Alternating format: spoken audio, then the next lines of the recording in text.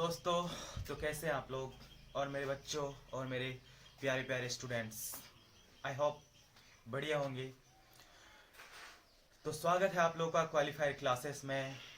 तो चलो शुरू करते हैं। आज का जो सेशन है क्लास 9 का मेन टॉपिक, जिसको हम लोग बोलते हैं स्टेट्स ऑफ मैटर, जिसको क्या बोलते हैं स्टेट्स ऑफ मैटर, जिसको बोलते हैं पदार्थ की अवस्था। हम लोग को पता है कि हमारे चारों तरफ पदार्थ ही पदार्थ है, क्योंकि हमारा दुनिया जो है पदार्थ से ही बना है। हर चीज पदार्थ है, चाहे तुम ईंट ले लो, कपड़ा ले लो, प्लास्टिक ले लो, लोहा ले लो, यहाँ तक कि तुम अपने क्लासरूम में कोई भी चीज अगर देखते होगे तो सारी चीज पदार्थ है। बेंच से लेकर के कुर्सी तक, टेबल से लेकर के चेयर तक, सारी चीज क्या है, पदार्थ ही पदार्थ है। तो दोस्तों आज हम लोग पढ़ेंगे पदार्थ के बारे में कि पदार्थ आखिर होता है कितने प्रकार का, और वो जो पदार्थ होते हैं उसका क्या गुण होते हैं, क्या प्रॉपर्टीज होते हैं। तो दोस्तों स्टार्ट करते हैं आज का सेशन। तो स्टार्ट करते हैं, देखते हैं फिर बोर्ड की ओर क्या लिखा हुआ है दोस्तों कि पदार्थ की अवस्था। सबसे पहला क्या है, पदार्थ की अवस्था। हम लोग को पढ़ना है कि पदार्थ की अवस्था, कि पदार्थ की आखिर कितनी अवस्थाएं हैं। तो बेसिकली तो पदार्थ की 3 अवस्थाएं होती है दोस्तों। हम लोग को पता है कि पदार्थ की 3 अवस्थाएं होती है। सबसे पहला होता है ठोस, दूसरा होता है द्रव, और तीसरा होता है गैसीय। दोस्तों ठोस पदार्थ को सॉलिड बोला जाता है, द्रव पदार्थ को लिक्विड बोला जाता है, और गैसीय पदार्थ को गैसियस बोला जाता है। और जी हाँ दोस्तों, और एक पदार्थ का निर्माण हो चुका है जिसको बोलते हैं प्लाज्मा। जिसको क्या बोलते हैं दोस्तों, प्लाज्मा अवस्था बोलते हैं। अब हम लोग को इन सारे पदार्थों का गुण को पढ़ना है दोस्तों। किसको पढ़ना है, गुण को, कि कौन से पदार्थ में किस तरह के गुण पाए जाते हैं और कौन से पदार्थ में किस तरह के गुण नहीं पाए जाते हैं। ये सारे गुण मैंने एक तरफ से लिख दिया है, जिसको हम लोग एक तरफ से पढ़ेंगे। तो ठोस पदार्थ में दोस्तों हम लोग देखते हैं कि जितना भी चीज सॉलिड रूप में, ठोस रूप में है, चाहे ये पेन क्यों ना हो, ये ठोस रूप है। चाहे अगर मैं एक पत्थर का टुकड़ा ले लूं, वो भी ठोस पदार्थ है। चाहे एक बेंच ही क्यों ना हो, एक ठोस पदार्थ है। तो ठोस पदार्थ के ऐसे बहुत सारे उदाहरण आप देख सकते हैं दोस्तों। अपने आसपास अपने नजर को फेरेंगे तो आप देखेंगे कि ठोस पदार्थ के बहुत सारे चीज, जैसे ईंट को ले लो, पत्थर को ले लो, लकड़ी को ले लो, लोहा को ले लो, खिड़की को ले लो, बेंच को ले लो, डेस्क को ले लो, सारे क्या है, ठोस पदार्थ के उदाहरण है। और दोस्तों अगर द्रव पदार्थ की बात किया जाए तो जो द्रव पदार्थ का मतलब है जो पानी का रूप जिसमें हो। द्रव का मतलब ही होता है कि पानी के रूप में जो पदार्थ होता है उसको द्रव पदार्थ कहते हैं। जैसे लिक्विड पदार्थ कहते हैं, जैसे पानी हो गया दोस्तों, दूध हो गया दोस्तों, जूस हो गया दोस्तों, तेल हो गया दोस्तों, ये सारे द्रव के उदाहरण हैं। आप और भी एग्जांपल लगा सकते हैं द्रव में, जैसे खून, हमारा ब्लड जो है वो भी द्रव पदार्थ है। उसी प्रकार दोस्तों अगर गैसीय पदार्थ का कुछ उदाहरण लिया जाए तो गैसीय पदार्थ में भी बहुत सारे पदार्थ हैं। जैसे हम लोग जिससे जी रहे हैं, ऑक्सीजन गैस हर रोज लेते हैं दोस्तों, तो वो एक गैसीय पदार्थ है। और जो गैस छोड़ते हैं, कार्बन डाइऑक्साइड गैस, वो क्या है सर, क्या है दोस्तों, वो गैसीय पदार्थ है। उसी प्रकार वायु में भी बहुत सारे गैसों का मिश्रण है। उसके बाद दोस्तों जो हम घर में खाना बनाने के लिए यूज करते हैं एलपीजी गैस का दोस्तों, वो भी गैसीय पदार्थ है। उसी प्रकार दोस्तों गैसीय पदार्थ भी बहुत सारे हैं। तो दोस्तों आज हम लोग इन ठोस, द्रव और गैस पदार्थ के गुणों के बारे में पढ़ेंगे, प्रॉपर्टीज के बारे में पढ़ेंगे कि क्या क्या गुण किस पदार्थ में पाया जाता है, क्या क्या गुण किस पदार्थ में नहीं पाया जाता है। तो स्टार्ट करते हैं दोस्तों।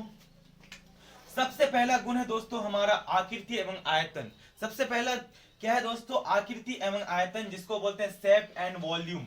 तो दोस्तों ठोस पदार्थ को अगर लिया जाए तो ठोस पदार्थ की आकृति एवं आयतन निश्चित होता है दोस्तों। क्या होता है दोस्तों, ठोस पदार्थ की आकृति एवं आयतन निश्चित होता है। क्योंकि देख रहे हैं दोस्तों, ये पेन है, ये मार्कर है, सपोज इसका आकृति कभी बदलने वाला है नहीं। इसको अगर किसी भी प्रकार से मोड़े या कुछ भी करें तो इसका आकृति नहीं बदलेगा। कुछ टाइम के लिए बदले, फिर वो अपने आकृति में आ जाएगा। उसके बाद दोस्तों उसका आयतन निश्चित होता है। आयतन का मतलब होता है कि कोई भी पदार्थ जो अपना स्थान घेरता हो उसको उसका आयतन कहलाता है। जैसे ये पेन इतना जगह को घेरा यहाँ पर, तो ये इसका क्या कहलाया दोस्तों, आयतन कहलाया, वॉल्यूम कहलाया। इसलिए दोस्तों चाहे मैं कोई भी चीज ले लूं, चाहे मैं ये डस्टर ले लूं, जैसे ये यहाँ पर इतना जगह को घेरा, तो ये इसका क्या कहलाया दोस्तों, आयतन कहलाया। जी हाँ दोस्तों, तो ठोस पदार्थ की ना तो आयतन ना तो आकृति बदलती है, उसकी आकृति एवं आयतन निश्चित होती है दोस्तों। अब हम लोग देखते हैं दोस्तों सेकंड नंबर में अंतरा आणविक आकर्षण बल, जिसको बोलते हैं इंटरमोलिकुलर स्पेस। कहने का मतलब है दोस्तों कि ठोस पदार्थ के कणों के बीच जो बल लगता है, जो बल लगता है उसे कौन सा बल कहते हैं दोस्तों, अंतरा आणविक आकर्षण बल। उसी बल के कारण एक दूसरे से वो जुड़े रहते हैं मजबूती से, जिसके कारण जैसे ये एक पदार्थ है, ठोस पदार्थ है, क्या इसके कण एक दूसरे से आपस में जुड़े हुए हैं दोस्तों, बिल्कुल जुड़े हुए हैं, क्योंकि इसके कण एक दूसरे से मजबूती से जुड़े हुए हैं, तभी ये जो है ये पेन क्या है, सॉलिड है, बिल्कुल एकदम स्ट्रॉन्ग है, मजबूत है। तो दोस्तों दूसरा नंबर भी हमको समझ में आ गया कि अंतरा आणविक आकर्षण बल ठोस पदार्थ में बहुत ही ज्यादा होता है।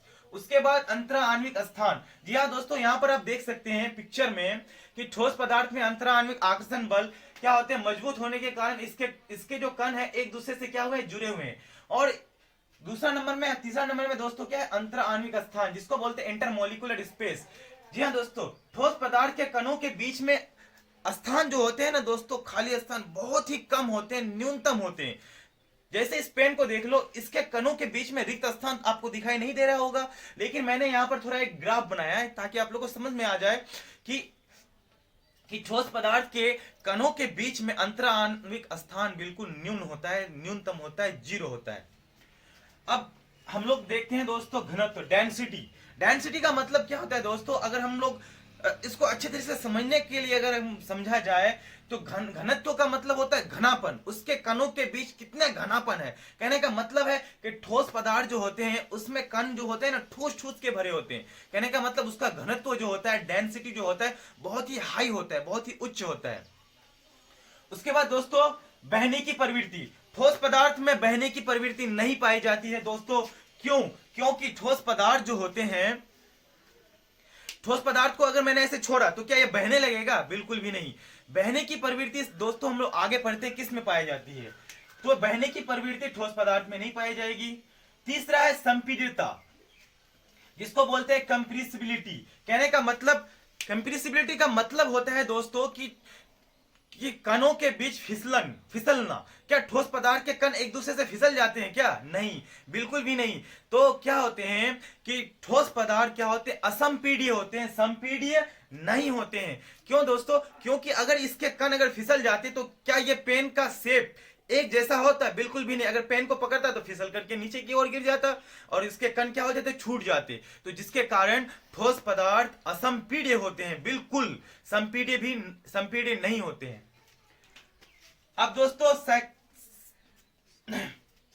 आगे हम लोग बढ़ रहे हैं, गतिज ऊर्जा, जिसको बोलते हैं काइनेटिक एनर्जी। जी हाँ दोस्तों, इसमें गतिज ऊर्जा, ठोस पदार्थ में गतिज ऊर्जा जो होते हैं बिल्कुल न्यूनतम ताप में होते हैं। कैसे? जैसे इसको मैंने मारा तो इसमें थोड़ा भन करके आवाज आया, इसका मतलब हुआ कि इसके कणों के बीच में भी क्या हुआ, गति हुआ, लेकिन न्यूनतम हुआ, बहुत ही कम।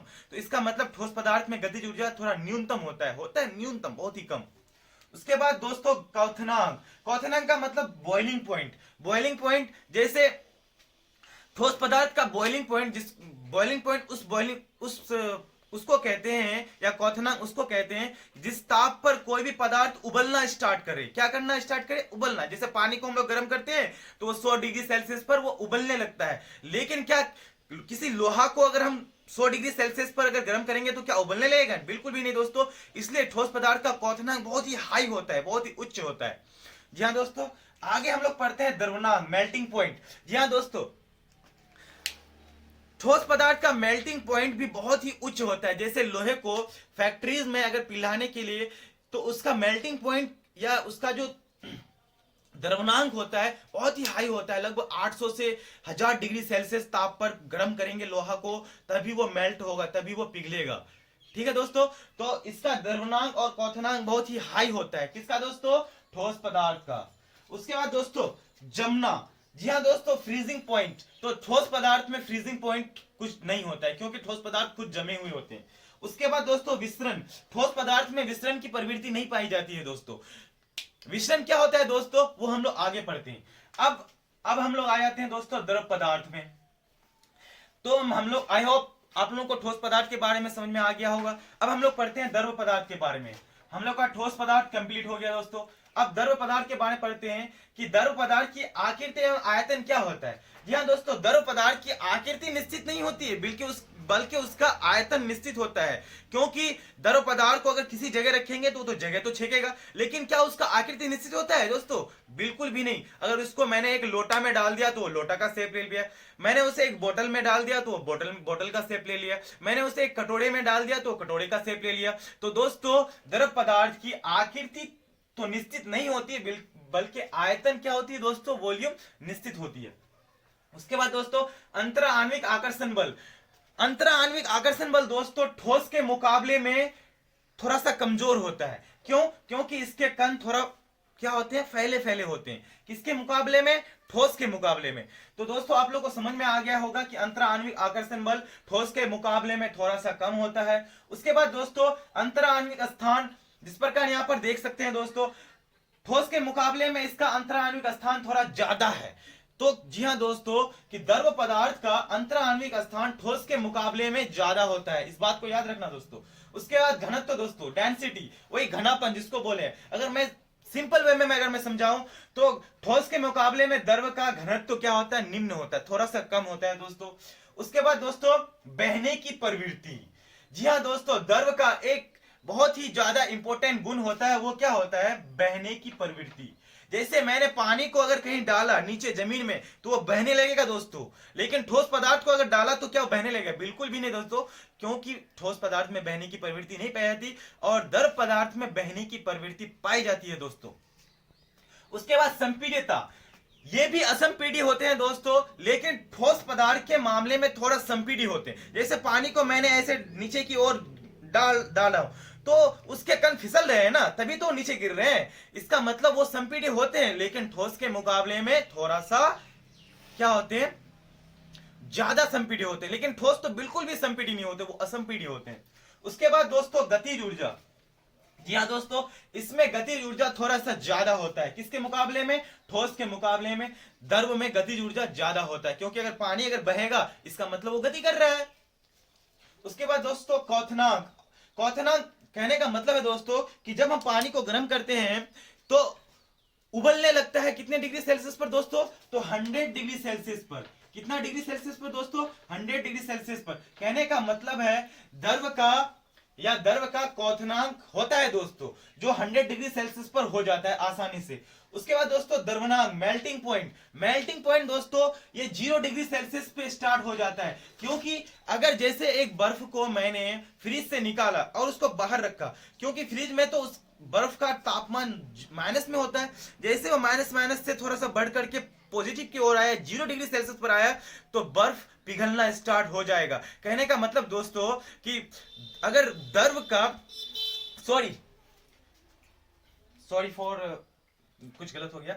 देखो दोस्तों, तो पहले क्वथनांक में आ रहा था, तो क्वथनांक 100 डिग्री सेल्सियस पर हो जाता है। उसके बाद दोस्तों द्रवनांक तो इसमें ऑलरेडी पहले से ही है। कहने का मतलब ये तो द्रव के रूप में है ही। अगर इसको बर्फ में अगर चेंज कर दिया जाए तो वो 0 डिग्री सेल्सियस में फिर वो मेल्टिंग करने लगेगा। उसके बाद दोस्तों द्रव में एक और इंपॉर्टेंट प्रॉपर्टीज पाया जाता है जिसको बोलते हैं फ्रीजिंग पॉइंट। जिसको क्या बोलते हैं दोस्तों? फ्रीजिंग पॉइंट, जमना। जी हाँ दोस्तों, अगर मैंने द्रव को, पानी को अगर क्या कर दिया, बहुत ही कम ताप पर रख दिया तो वो जम जाएगा दोस्तों। क्या हो जाएगा दोस्तों? जम जाएगा। कहने का मतलब वो जम जाएगा। अगर जैसे बोतल को मैंने एक बोतल में पानी भरा और उसको फ्रिज में रख दिया तो कुछ देर बाद वो क्या हो जाता है? जम जाता है दोस्तों। इसका मतलब हुआ कि द्रव में जमने की प्रवृत्ति पाई जाती है, जिसको हिमांक भी कहते हैं, द्रव का हिमांक भी कहते हैं, फ्रीजिंग पॉइंट भी कहते हैं। उसके बाद दोस्तों विचलन। द्रव में विचलन की प्रवृत्ति पाई जाती है दोस्तों, बिल्कुल पाई जाती है। जैसे दोस्तों एक पानी लेते हैं, एक लोटे में पानी लेते हैं और उसमें कुछ कलर डाल देते हैं, तो दोस्तों उसमें कलर पूरी तरह से मिल जाता है। या चीनी को डालते हैं दोस्तों तो चीनी पूरी तरह से मिल जाता है।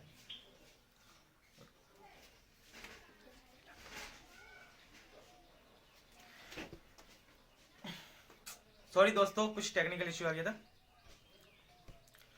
तो आगे हम लोग पढ़ते हैं। तो द्रव में विचलन की प्रवृत्ति पाई जाती है दोस्तों।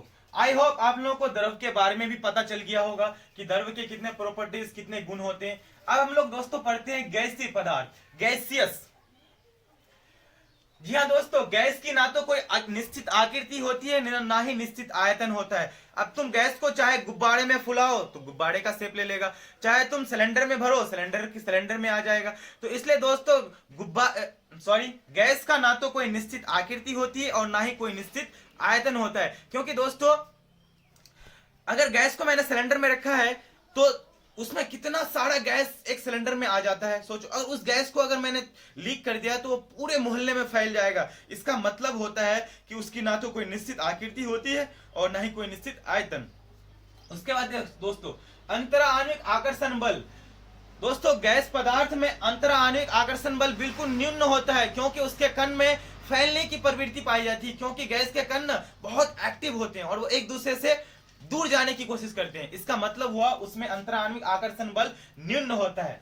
और दोस्तों तीसरा नंबर में है अंतराण्विक स्थान, इंटरमोलिकुलर स्पेस। दोस्तों जी हाँ, यहाँ पर दिख रहा होगा आप लोगों को, ठोस, द्रव एवं गैस तीनों में कंपेयर कर सकते हैं कि इसमें स्थान किसमें ज्यादा है। तो डेफिनेटली गैस में अंतराण्विक स्थान बहुत ज्यादा होता है। उसके कण एक दूसरे से फैले होते हैं, एक दूसरे से दूर भागने की कोशिश करते हैं, जिसके कारण उसके बीच में बहुत ही ज्यादा स्पेस बन जाता है, जगह बन जाता है। और दोस्तों घनत्व, बिल्कुल डेंसिटी, गैस पदार्थ में डेंसिटी बहुत ही कम होता है दोस्तों, क्योंकि इसमें जो कण होते हैं ना बिल्कुल फैले फैले होते हैं। उसके बाद दोस्तों बहने की प्रवृत्ति गैस पदार्थ में नहीं पाई जाती दोस्तों। उसके बाद है संपीड्यता। गैस पदार्थ बहुत ही ज्यादा संपीड्य होते हैं दोस्तों, फिसलने वाले होते हैं। जिस प्रकार अगर मैं एक अगरबत्ती को एक कमरे में अगर जला दूं एक साइड में, तो उसकी महक पूरे घर में फैल जाती है। इसका मतलब उसके कण जो होते हैं बहुत फिसलते हैं, बहुत ही ज्यादा क्या करते हैं, फैलते हैं।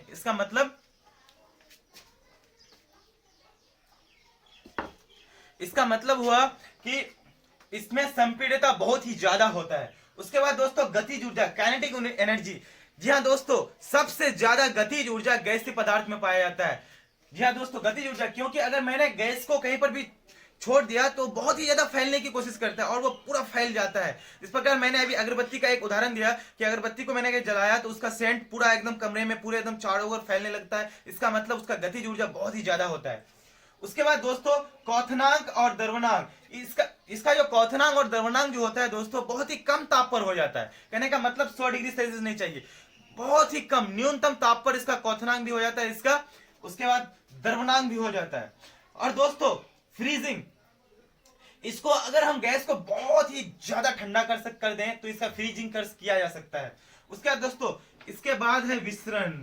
यह है मेन इंपॉर्टेंट पार्ट इसका, विसरण कहने का मतलब है डिफ्यूजन या मिक्सचर।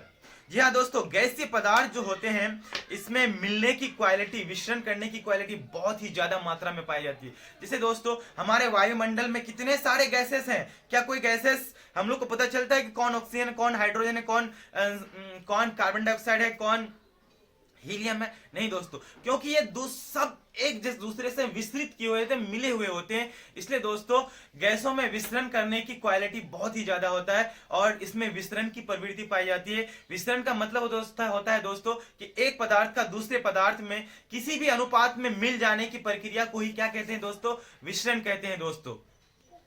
और एक चीज छूट गया दोस्तों, गैस का दाब। गैस जो होता है दोस्तों कि किसी भी बर्तन में उसको रखते हैं या किसी भी चाहे सिलेंडर में रखते हैं तो वो सिलेंडर से बाहर आने के लिए उसके दीवार पर एक ताकत लगाता है, एक बल लगाता है, जिसे गैस का दाब कहते हैं दोस्तों। क्योंकि गैस जो होते हैं ना बहुत ही एक्टिव होते हैं, वो हमेशा क्या सोचते हैं कि मैं बाहर आऊं और बाहर आकर के फैल जाऊं।